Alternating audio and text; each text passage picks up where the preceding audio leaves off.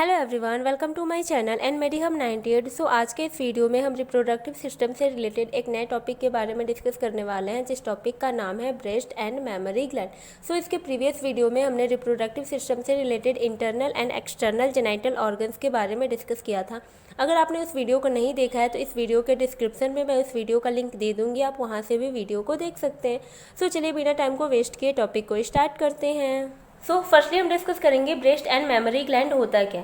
Okay, they are accessory or secondary reproductive organ in the female and consist of a glandular tissues responsible for milk production।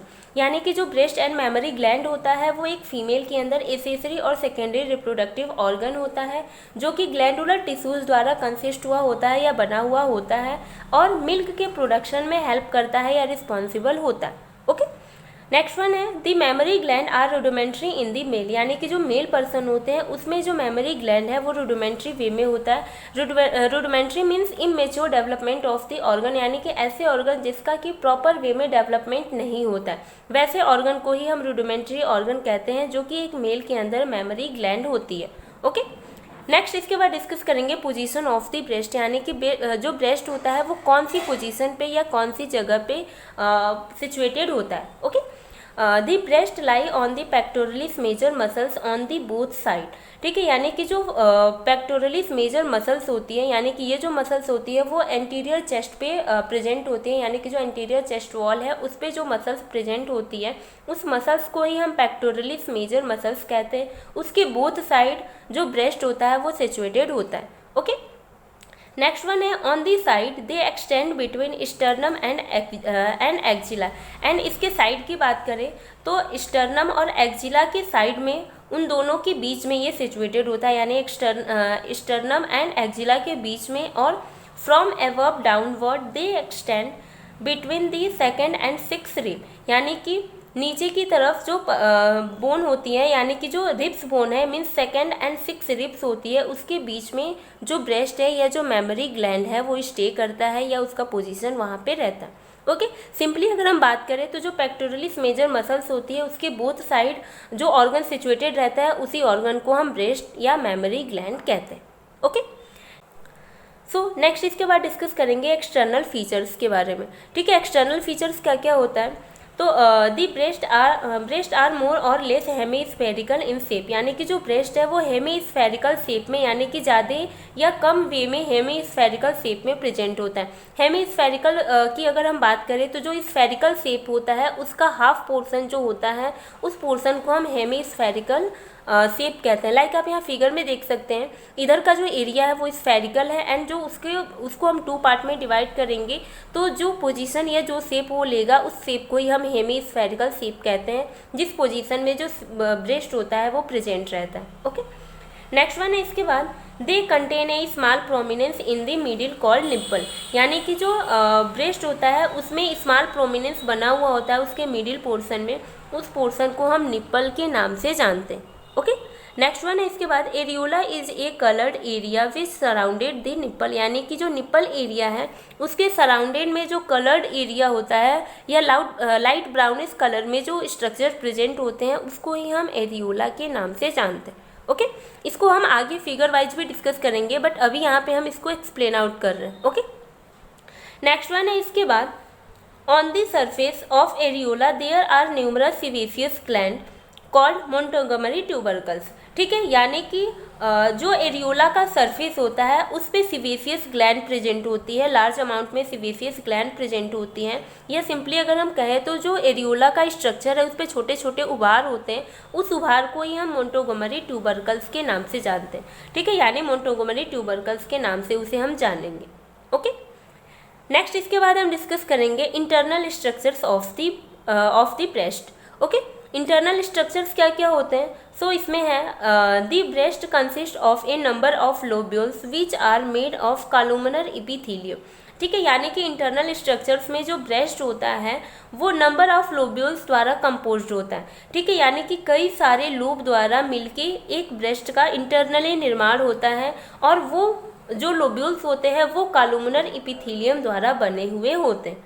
Okay, next one है इसके बाद these lobules are surrounded by fat. यानी कि जो lobules होते हैं वो fat द्वारा सराउंडेड, यानी कि उसके चारों तरफ फैट बना हुआ होता है या फैट से सराउंडेड होते हैं। ओके, नेक्स्ट है इसके बाद these lobules give rise to lactiferous duct which pass toward the nipples, यानी कि जो लैक्टिफेरस डक्ट होती है मीन्स जो लोब्यूल्स है उस पर लैक्टिफेरस डक्ट जो होती है वो अराइज होती है, जो कि निप्पल के थ्रू मीन्स जो लैक्टिफेरस डक्ट है वो मिल्क के प्रोडक्शन में हेल्प करती है, ठीक है, और निपल्स के थ्रू वो रिमूव आउट करती है, यानी कि जो निपल होता है उसके थ्रू जो लैक्टिफेरस डक्ट है उससे मिल्क जो होता है वो बाहर की तरफ निकलता है। ओके, नेक्स्ट वन है इसके बाद this duct have an enlargement at the end which is called ampulla, यानी कि जो लैक्टिफेरस डक्ट है या जो डक्ट बना हुआ है वो जब इनलार्ज होगा तो उसके इंड पॉइंट को ही हम एम्पुला के नाम से जानते हैं।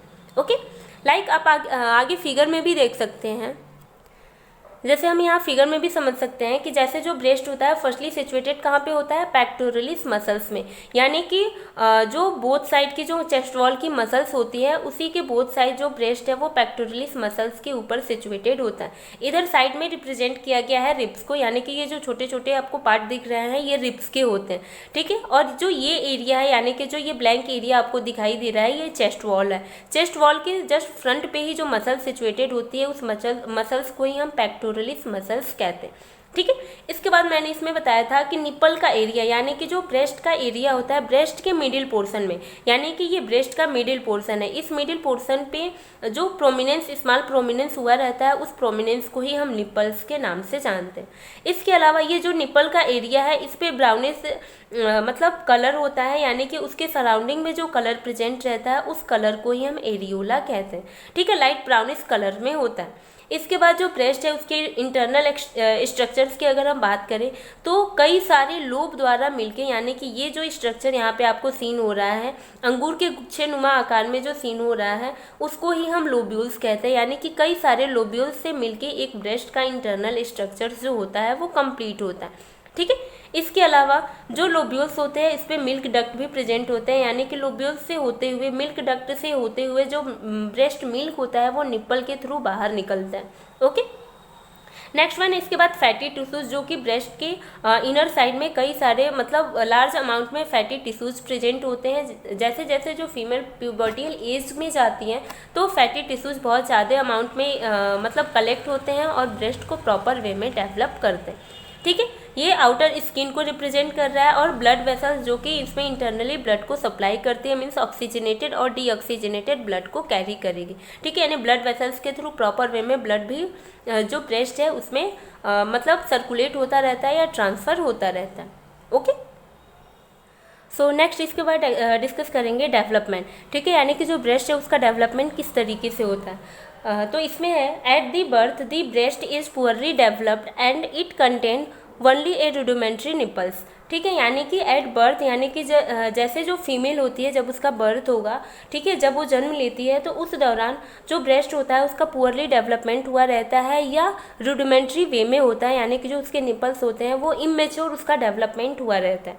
Okay, at puberty the breast start developing and the glands tissues increases, ठीक है, जैसे ही जो फीमेल होती है उसमें प्यूबर्टियल एज स्टार्ट होगा तो उस दौरान जो टिश्यूज होते हैं मीन्स जो ग्लैंडुलर टिश्यूज होते हैं वो प्रॉपर वे में इंक्रीज करेंगे और इंक्रीज होने की वजह से जो ब्रेस्ट का डेवलपमेंट है वो स्टार्ट हो जाता है। इसके साथ साथ this is due to the action of oestrogen and progesterone secreted by the ovaries. ये होता किसकी वजह से, डेवलपमेंट होगा किसकी वजह से, तो इसमें रिस्पॉन्सिबल होते हैं कुछ hormones means specially oestrogen and progesterone. ये जो दोनों हार्मोन्स हैं वो ओवरीज से सिक्रीट होना स्टार्ट हो जाते हैं प्यूबर्टियल एज में, जिसकी वजह से जो ग्लैंडुलर टिश्यूज होती हैं वो इंक्रीज होगा और ब्रेस्ट का डेवलपमेंट स्टार्ट हो जाता है।